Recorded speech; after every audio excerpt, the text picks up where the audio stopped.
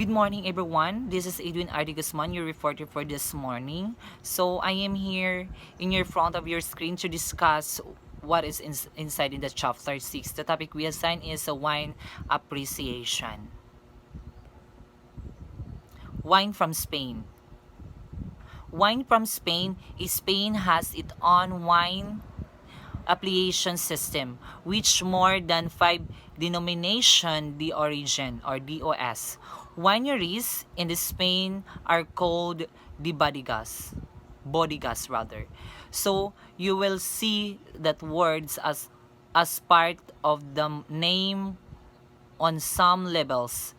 Several other levels designation indicate clothes and the quality of a Spanish wine and they are based on the amount of the time the wine in is aged. So wine of Spain ko no, the base ko no siya sa amount of the amount nag-base ko no siya sa kamahalo nag-base ko no sa age of that wine. Fino, fully dry and delicate, which an alcohol content of about 15%. Fino many had been barrel aged for as a few as 3 years or as many as 10 years. So ang Fino ko no na wine, nag-content ko no siya ng 15 alcohol. Then also Fino few as take of 3 years or as many 10 years. Next is Manzanella. Manzanella, the driest and most delicate of all the Finos in site-specific, unique microclimate next to the sea that imparts as a unique salty character and more finest than other Finos. So ang kono Manzanella kono na wine is the unique kuno siya na wine because of nato siya sa salty character and there's a impart of a unique Amontillado, a fuller flavor and darker in color than the Finos. It is the age only 2 to 5 years and content more alcohol is 16 to 18%. So an Amontillado kono is a darker color than the Finos. And also it is on age only 2 to 5 years. And also the alcohol content is 16 to 18%. Next is Oloroso. Alcohol content which can be higher as 20%. Ang kuang kono Oloroso kono is more than higher pa kono sa 20% ang iya content of alcohol.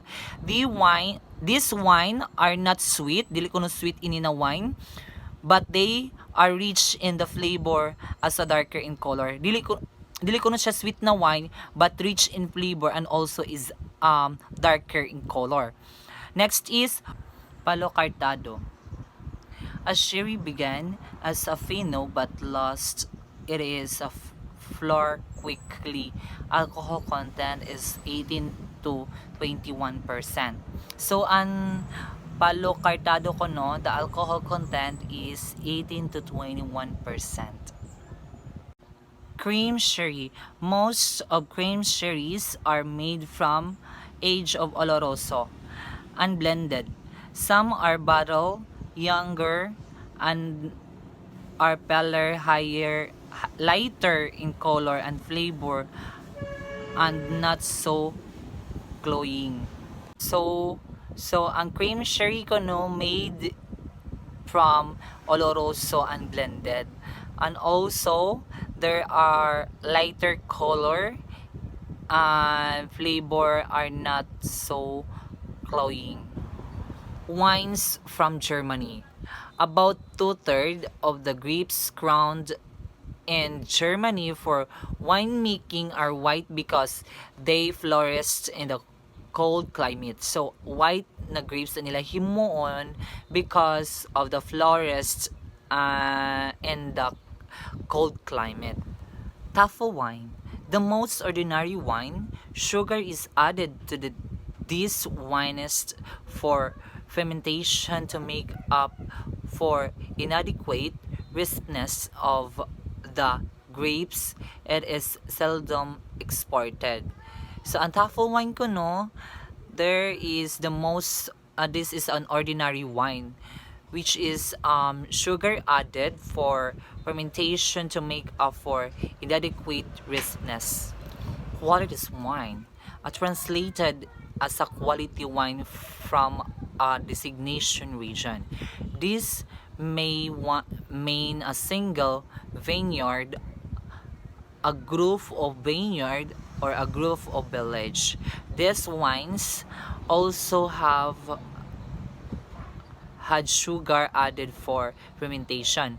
Hindi ko na siya ng wine, there is added sugar so that the fermentation of the wine or the quality of wine will be maintained, so that we can add a sugar so that the fermentation of wine will be stable. Qualities wine meet predicate, translated as quality wine, which with rather special attributes. The major attributes is the ripeness of the grapes. So the attributes ko no sa this kind of wine is the ripeness of the grapes. Qualities wine meet predicate, translated as quality wine, which with rather special attributes. The major attributes is the ripeness of the grapes. So the attributes ko no sa this kind of wine is the ripeness of the grapes. Cabernet.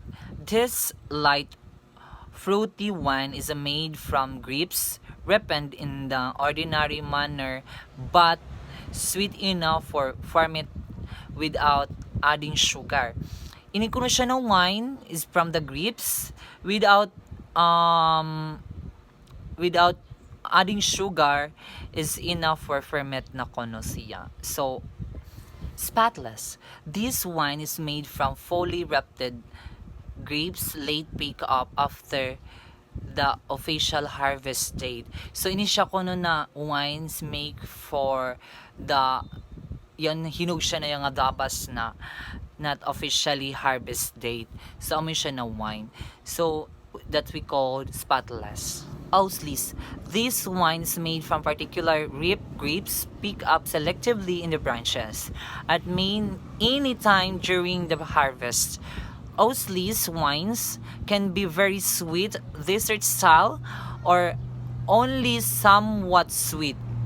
So, Auslis kuno na wine is very sweet, dessert style.